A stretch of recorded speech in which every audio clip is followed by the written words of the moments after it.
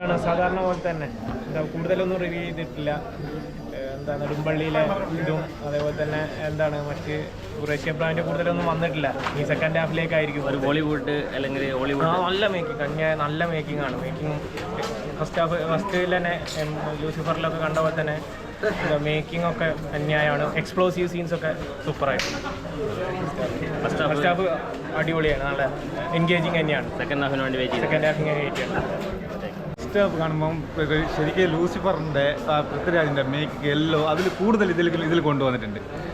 സൂപ്പറാക്കി half time വരെ ഗംഭീരമാക്കി. ശരിക്കും ഖുറേഷി അബ്രഹാമിൻ്റെ ഇത് പിന്നെ ഇൻ്റർവെല്ലിന് ശേഷമായിരിക്കും കൂടുതൽ ഉണ്ടാവുമെന്നാണ് പ്രതീക്ഷിക്കുന്നത്. കേരളത്തിലേക്ക് വരണം.